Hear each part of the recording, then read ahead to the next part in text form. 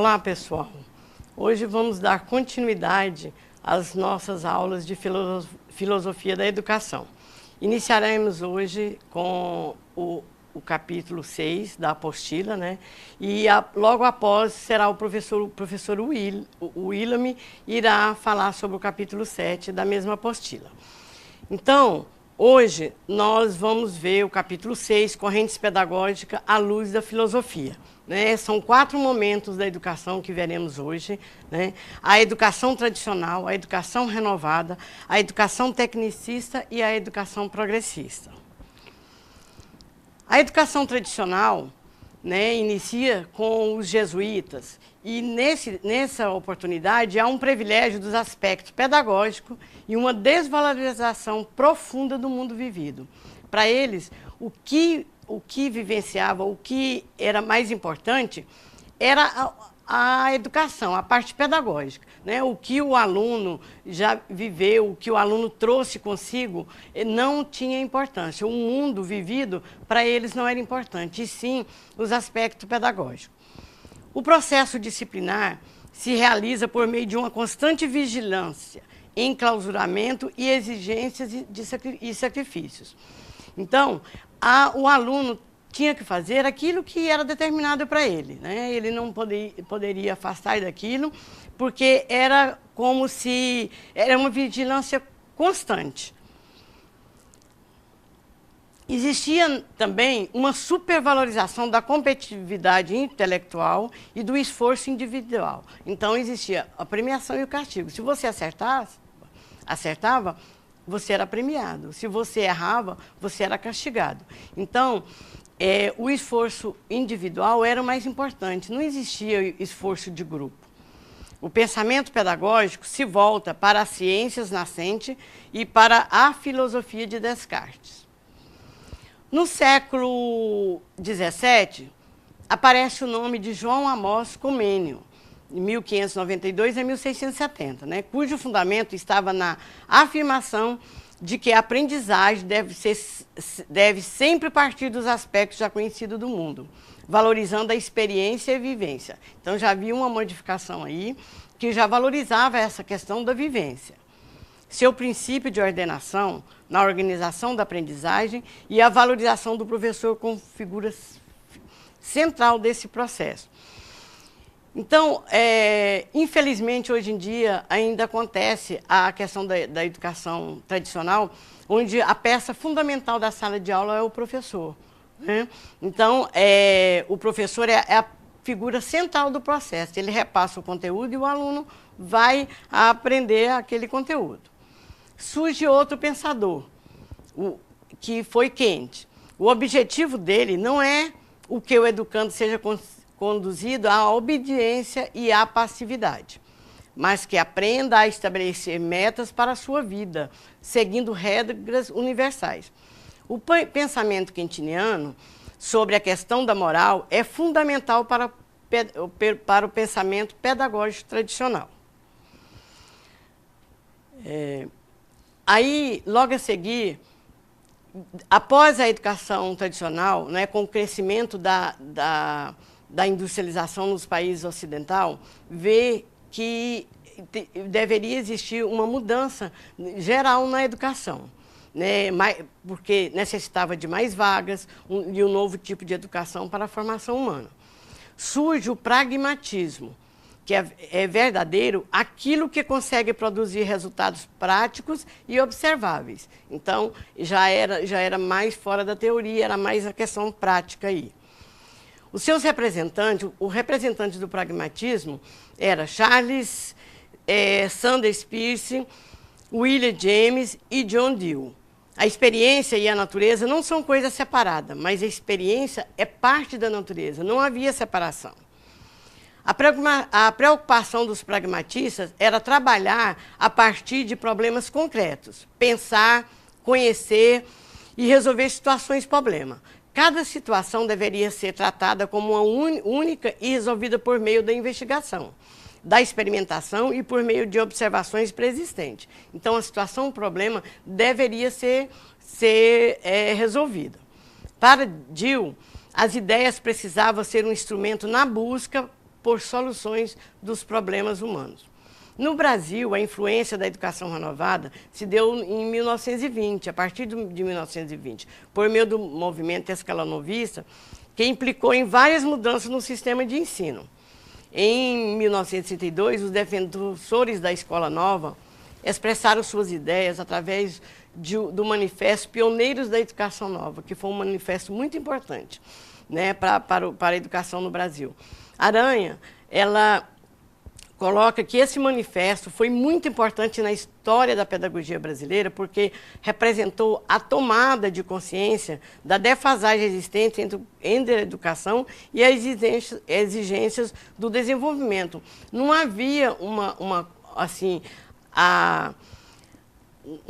ligação entre a educação e o desenvolvimento. Então, foi verificado isso. Aí inicia a educação tecnicista, organização que pregava organização, objetividade e eficiência, né? A avaliação constante de todos os aspectos observáveis e mensuráveis da conduta do estudante, o uso de tecnologias educacionais, planejamento racional que visa menor uso de tempo, de esforço e de curso, valorização do especialista, a fragmentação do conhecimento. Então, na linha de montagem das indústrias, o último da linha de montagem não sabia o que havia acontecido nas outras partes para chegar no final da produção, né? Então, era valorizado, tanto na indústria quanto na sala de aula, a questão do especialista. A educação progressista, após a tecnicista, parte do princípio que o ser humano insere-se em um contexto socioeconômico pautado pela desigualdade. Então, é necessário que ocorra um processo de conscientização de tal realidade opressora, para o estabelecimento de formas alternativas para a alternativa de ação pedagógica. A oposição foi a oposição à educação tradicional e tecnicista. Então, aí já começou a questão das denúncias, né, de como essa desigualdade ficava evidente. Os principais referência filosófica que dá corpo teórico aos defensores da educação progressista é o pensamento de Karl Marx. No Brasil, Paulo Freire e Dermeval Saviani. Então, o Paulo Freire era contra a educação tradicional. Ele se preocupou muito também com a educação de adultos nos países do terceiro mundo, né? Isso aí, a educação, né, da educação dos adultos era muito importante no terceiro mundo, e ele pregou isso no Brasil, desde o início.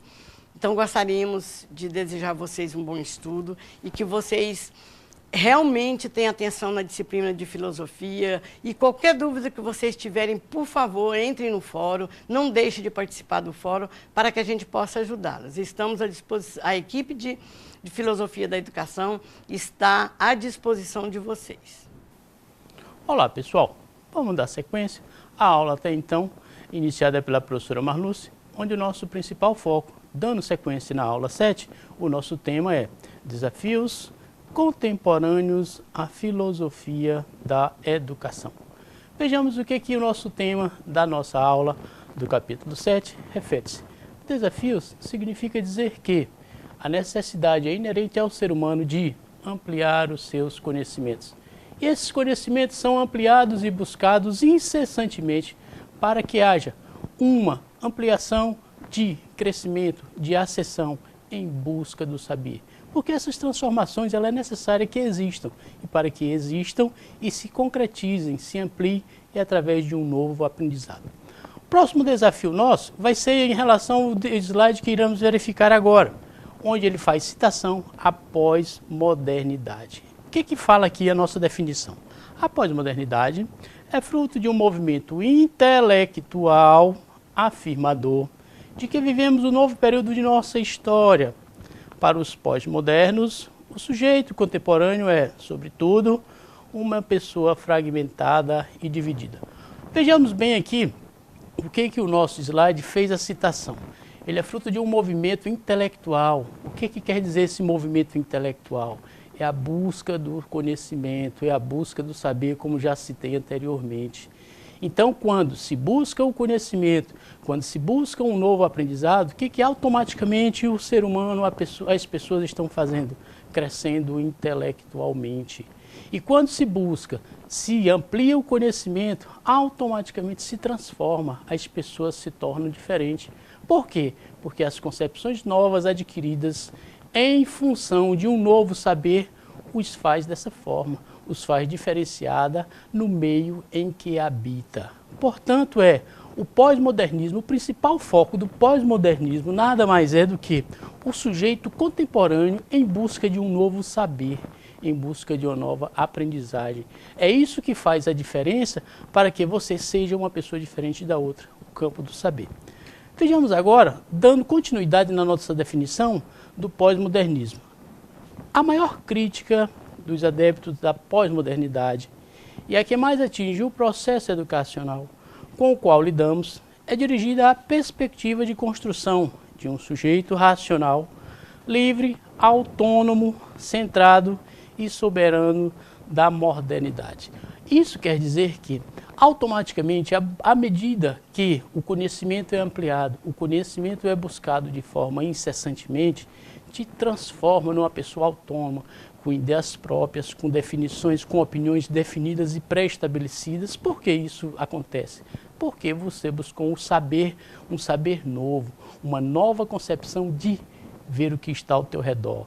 Então, por isso que te faz diferente, por isso que te torna autônomo na tua linha de pensamento, na tua linha de raciocínio. Consequentemente, te torna uma pessoa crítica. Se torna uma pessoa crítica, mas essa crítica é necessária que seja centrada, coesa, coerente, porque senão aquela crítica aleatória, pelo fato de ser crítico, não representa nada e não leva a nada. Então, uma das concepções do pós-modernismo que tornam o ser humano, as pessoas diferentes, é exatamente essa capacidade de assimilação em função de um saber novo, diferenciado e que precisa ser ampliado. Vejamos agora o pensamento complexo. O que ele quer dizer? O pensamento complexo nada mais é do que, no sentido de tentar pensar e refletir de maneira pós-moderna sobre novos e antigos dilemas do processo educacional, é que vamos, de espírito aberto, conhecer e discutir o conceito de pensamento complexo, bem como os princípios que regem a ideia de complexidade proposto pelo francês Edgar Morin. Vejamos aqui o que ele fala, essa concepção do pensamento complexo. Quando ele fala que automaticamente, quando você busca o conhecimento, te amplia as novas reflexões.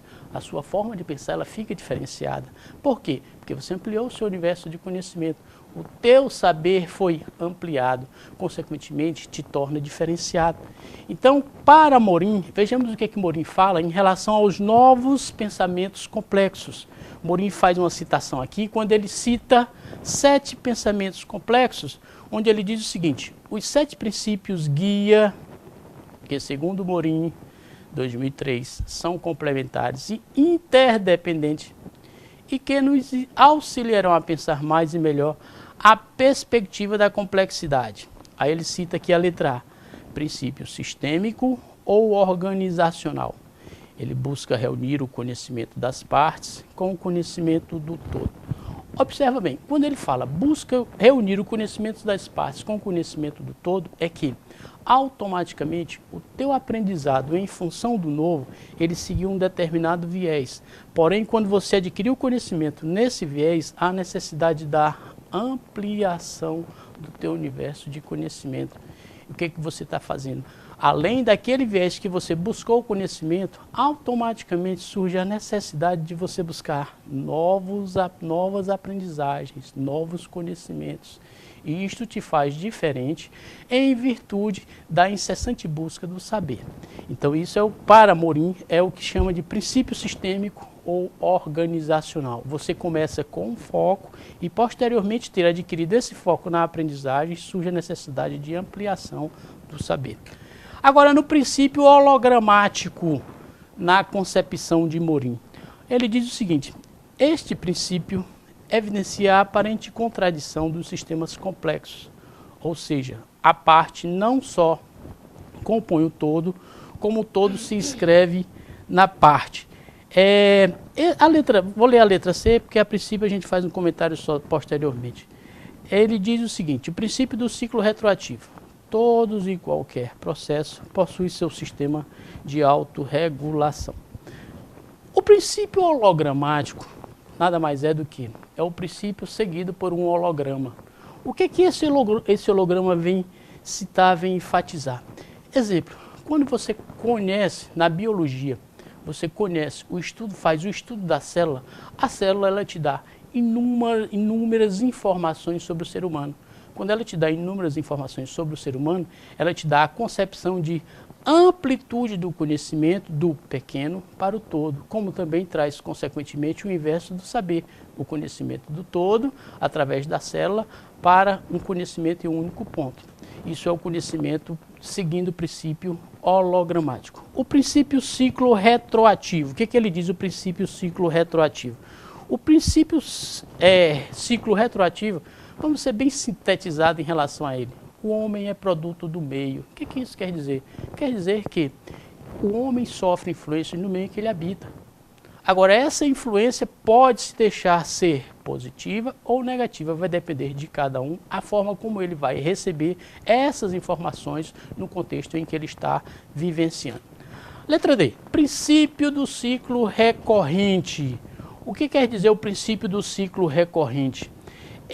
Faz com que o conceito de regulação seja substituído pelo de autoprodução e pelo organizacional. Isso é a busca do saber. Nada mais é do que você buscar o conhecimento incessante, estar sempre buscando, procurando, e a necessidade inerente que todo ser humano precisa no mundo tecnológico, no mundo cibernético, onde o conhecimento faz diferença, não tenha dúvida disso. E é assim que acontece na atual conjuntura hoje. A letra L fala o seguinte: princípio de auto-eco-organização, autonomia e dependência. Afirma que os seres vivos se auto-organizam e se autoproduzem constantemente, o que implica que precisam gastar energia para assegurar sua autonomia. É o que já citamos anteriormente, pessoal. É a busca do saber. Seja diferente. Como é que você deve e precisa ser diferente? Aprendendo, esteja sempre acessível a uma nova aprendizagem, estudando, questionando, polemizando, agora com coerência. Outro ponto que precisa ser enfatizado: esse conhecimento, essa nova aprendizagem, ela precisa ser compartilhada. Não aprenda e fique com ela intrínseca. Compartilhe, divida, porque isso automaticamente, além de você estar crescendo, você está contribuindo para o crescimento das pessoas que estão ao teu redor. A princípio, por hoje é só. Na próxima gravação estaremos aí predispostos a dar sequência no nosso trabalho. Estamos à disposição de vocês. Eu, a professora Marlúcia, a professora Vívia, contem conosco. Participem dos fóruns, interagem, se preparem, porque com certeza o resultado será positivo. Obrigado, até a próxima.